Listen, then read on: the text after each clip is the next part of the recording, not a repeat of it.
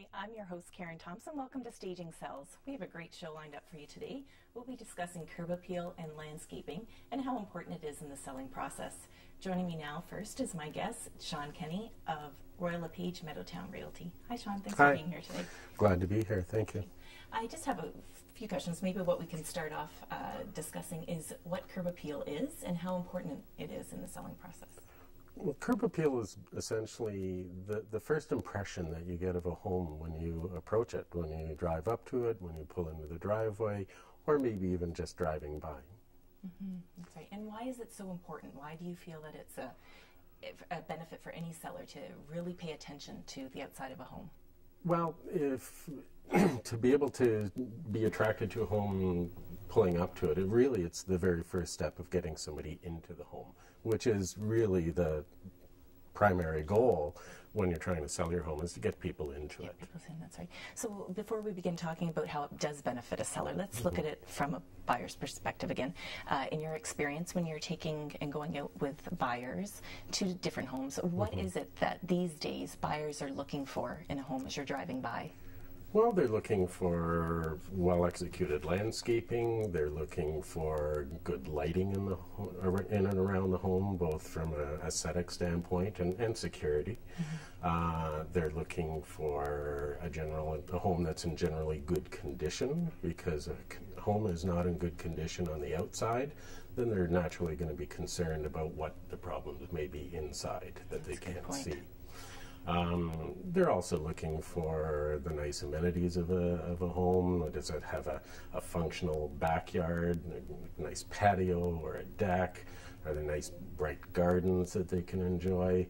So it's the overall package of what they're getting on the outside of the home before they ever take a step inside. That's right. And once you do have a buyer interested in a property, as you know, you're spending a few minutes at the front door as a realtor trying to undo the lockbox. At that time, the buyers are looking around. Is there other things that they might be looking at? Are they checking out their neighbors? Are they? Oh, they're actually more systematic about it than you may think.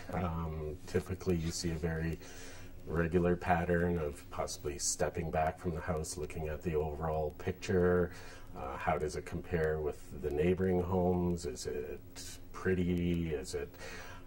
They're looking up, they're looking down, they're looking to the sides, they're looking. And we have a picture here that I thought we could just look at, and it does make all the difference when you're driving up to a home. Exactly. Just to see the curb appeal that comes along with it. Certainly, you've got beautiful manicured lawns, nice bright home, clean windows, all the things that tell you that that's a well-maintained home. That's right. And it sets the stage for what they're going to see on the inside. That's right. Great. We just need to take a quick break, but when we come back, we'll continue our discussion on curb appeal. Please stay with us.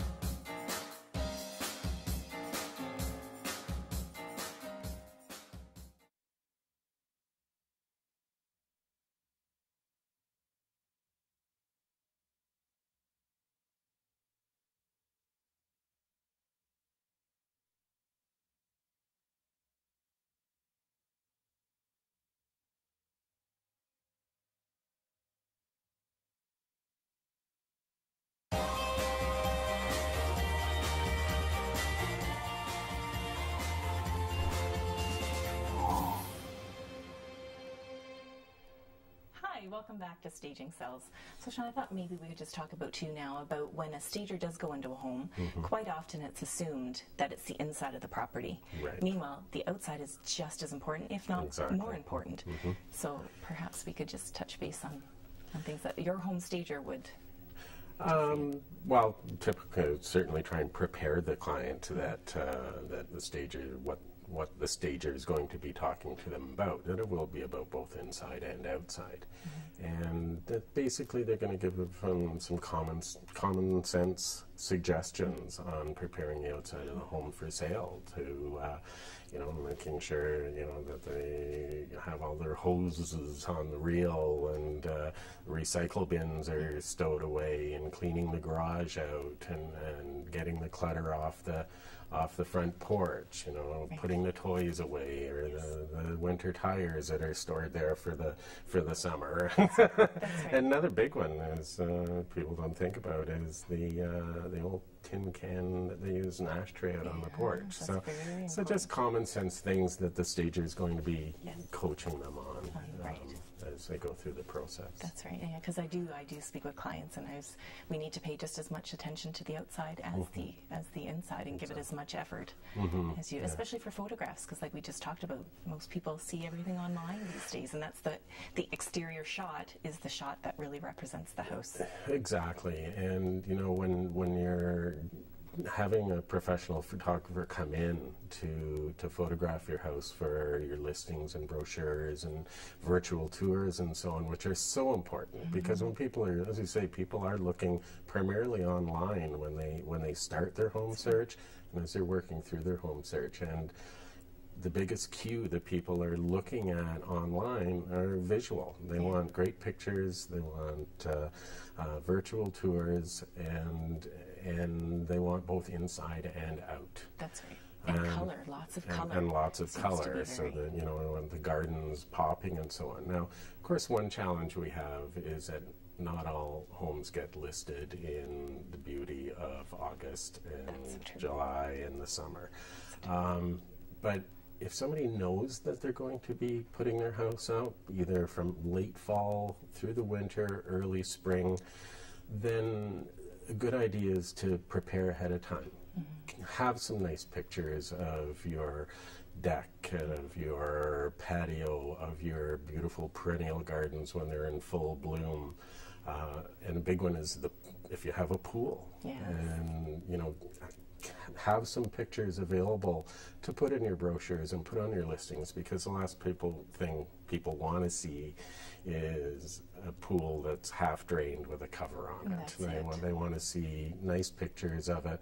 Of course, the trick is to have pictures without kids playing in the pool, because you want to depersonalize the home as much as possible. And you want to have them picturing themselves with the patio set up for a dinner party. And their own family in the pool. And their own family. Exactly, yeah. That's right. So, yeah, doing some of that advanced planning if you know. If you don't know, because things happen, sometimes it's December and you get that job transfer and you've got to put the house on the market. And so you're going to get pictures taken with snow and so on in them. If the house takes a while to sell, at the first opportunity, once the snow is cleared off the property, get your realtor to get the photographer back. Get some new pictures without snow. First of all, snow and real estate pictures in June are a dead giveaway that the house has been on the market since January, which is not a good thing.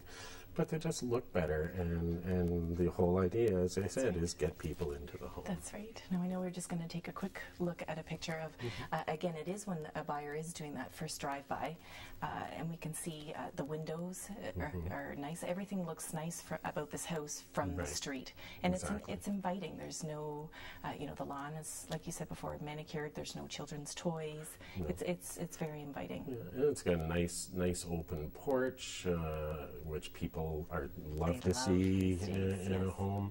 And another word on porch is, you know, again, I talked about having it cleared off, but have it inviting. Let people know that you enjoy your neighborhood, and whether it's a small table and chairs out there, to show that, you know what, this is a great neighborhood and we actually enjoy interacting with it. That's right, and sitting out, and it's very relaxing, and yeah, it's something that, now getting back to, sorry about the pictures about it being in the wintertime, it's very important to bring a photographer back. Another thing that, of course, you don't want to show is how long your house has been actually on the market for. So that's another reason. But maybe we could quickly talk about, too, about the buyers when you are with a buyer. How is a buyer these days looking for a certain type of property? I know they go online, like we just spoke about. Yeah. What are some other ways that? Well, they may be, well, one is the people that actually don't know that they're in the market for a house. Right? And they happen to be driving down your street, and all of a sudden they see the postcard in front of them, this beautiful home that's well taken care of, and it just happens to have a for sale sign in the driveway, or maybe an open house sign. And it's that beautiful house that people are going to find themselves magically turning into the driveway and having a look. And you'd be surprised how often that actually happens. People that don't know that they're in the market, and they fall in love with the real estate calendar that they're driving by. That's right. Now, I know we talk about too briefly, we're just going to look at another picture here, just some of the tips that you as a realtor will again get into with a seller and let a seller know to do. One that I often come across is that buyers think immediately they need to cut trees whenever it's in front of a property. But what a lot of people don't realize is they're very valuable. Yeah.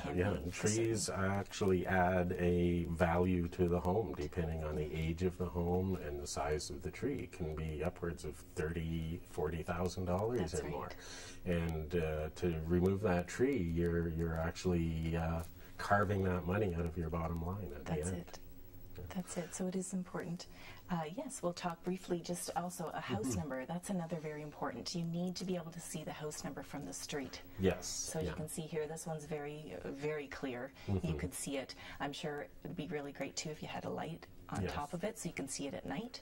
For sure, yes. We are going to take a quick break. When we come back, though, we'll continue our discussion on curb appeal, and I'll also have another two guests joining us to talk about landscaping. Please stay with us.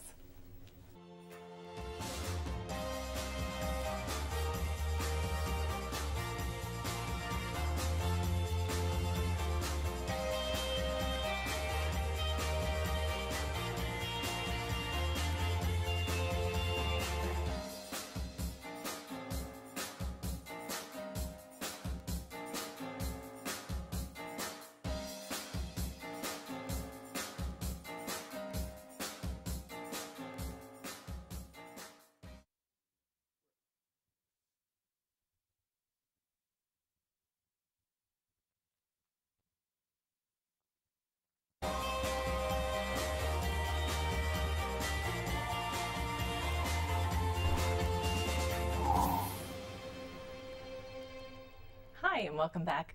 Joining us now is Sean James and Mike Prong of Fernridge Landscaping and Eco Consulting. Hi, gentlemen. Thanks for joining us. Thank you for having us. We're here now to discuss landscaping and how important it can be when selling your home and how you can give tips to our sellers. What is a landscaper's job description? It's almost never-ending, jack of all trades. You have to be able to do everything from lighting to simple plumbing to obviously plant care and design. That's all great. And how far in advance would you suggest a seller actually start thinking about and looking after their? I would say ideally in the early spring, if you can. If you can start thinking of things in April, there are steps that you can take then that are really important to start rejuvenating a landscape.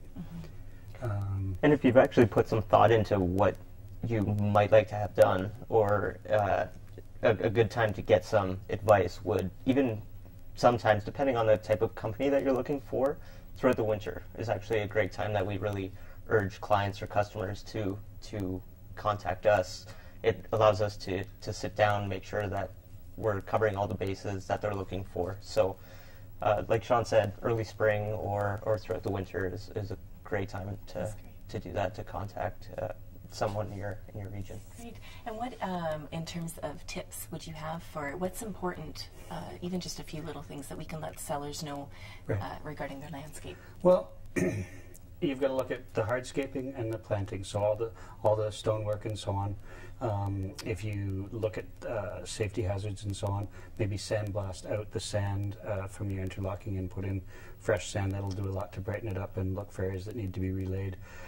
You'll see people buy a home and then rip out all the overgrown shrubs, which is a shame because most of them, a lot of the multi-stem deciduous shrubs, like forsythia, for instance, if you cut it right back to the ground, almost below the ground, it'll come back beautifully, and by June, July, it'll be this tall again.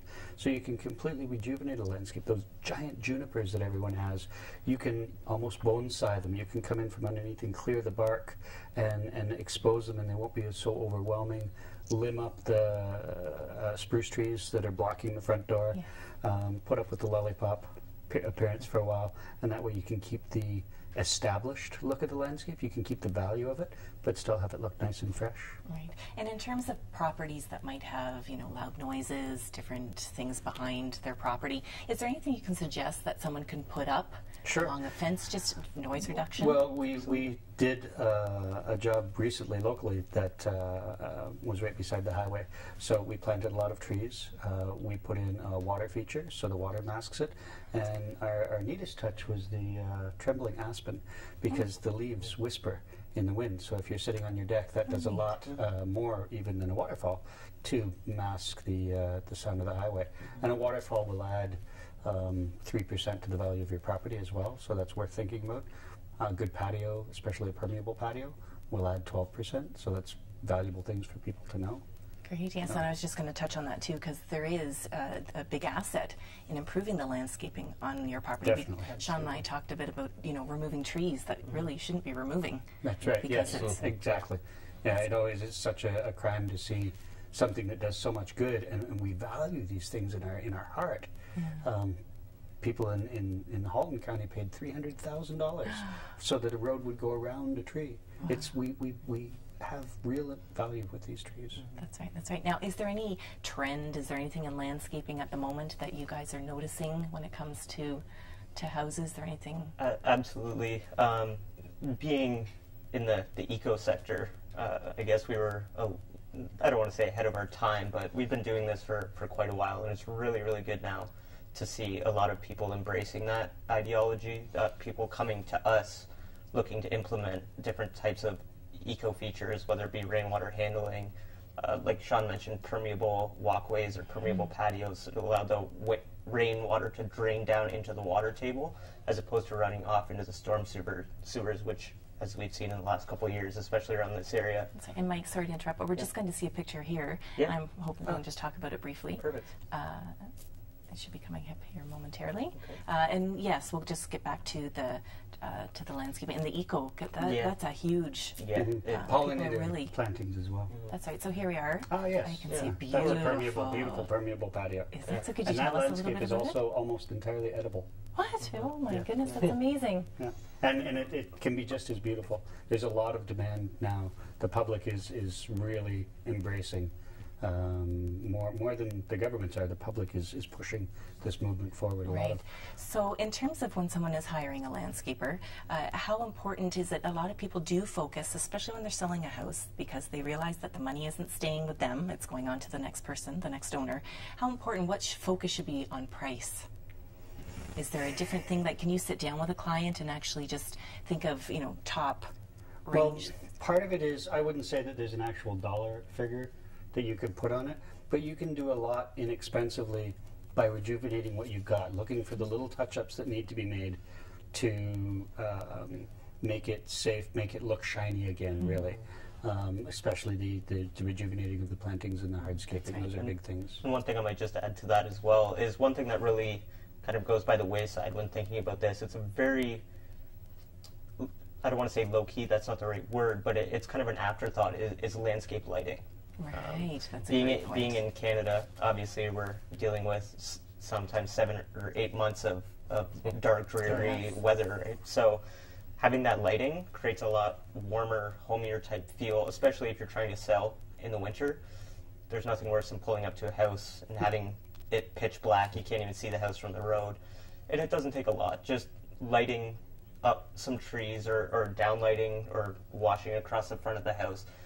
One of the best times for me personally is in Christmas. Everything's lit up really nicely.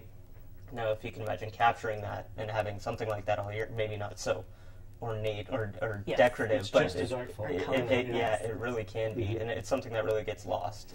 And it also gives a sense of security to a property, which is something people think about. You're lighting your pathways, so there's safety. You're softly lighting with LED low voltage, so there's no shadows for people to hide in. So that house, if you picture a street that doesn't have any lighting, that house that does is warmer and safer to people. It's standing out. That's right. And that's exactly what and you you want it can to do. you can also hide.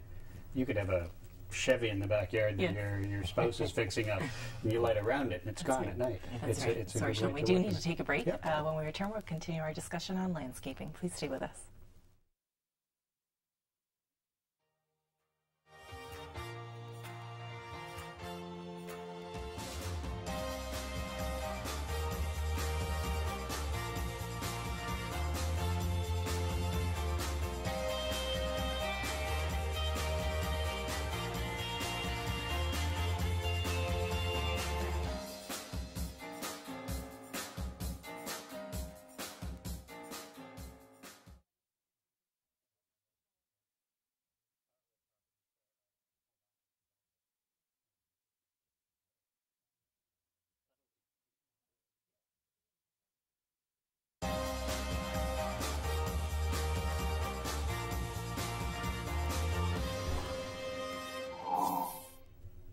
Hi, thanks so much for joining us again.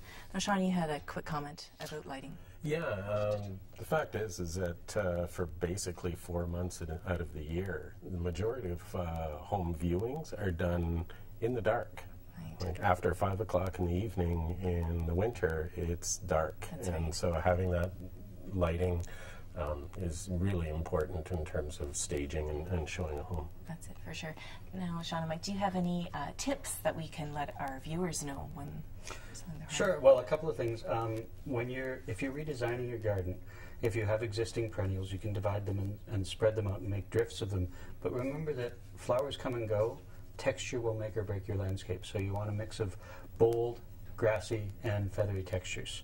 And that's going to be far more powerful. And if you can take an element that's distinctive and repeat it through the garden, even if you went to the garden center every once in a while and bought stuff and it looks like it, taking an element and repeating it will tie it all together. Right. Now, Sean, could we just get back to the shrub? I just wanted you to talk again about cutting it right down. Yep, it's We have called a picture. coppice. Oh, We have a yes, picture yes, here that yeah. we'll bring up. And that's very funny. People are inclined to kind of wimp out. I would Be be. ruthless. I would, yeah. Want I nothing would but be. little There you circles are. left. Just use a pair of loppers or even a Sawzall in early April. Cut it right to the ground. Yeah. Nothing left. Right. And You'll think of the day that you're sure I lied to you is the day it'll come back. But this shrub is already about 3 feet tall now. And is that with all shrubs or just certain kinds? Multi-stem deciduous shrubs. There's a few exceptions. I wouldn't do lilacs because you just get leaves forever. Variegated dogwood as well is one that's kind of iffy.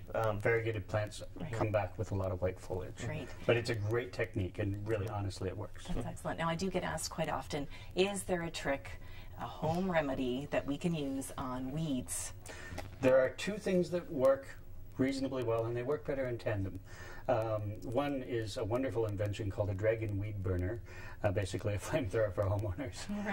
And it kills all the annual weeds, and you get this real satisfaction from the seeds popping like popcorn, and then they don't come back. But the perennial weeds may come back again, and then you can use vinegar on them. Perfect. And sometimes it takes a few applications, great. but it does work. Perfect. Well, thank you very much, Sean, and Mike, for joining us. We really appreciate it. Thanks for all the Thank you. information. Wonderful. Join us again next time where we'll continue bringing you all the latest tips and trends on home staging. See you again next time.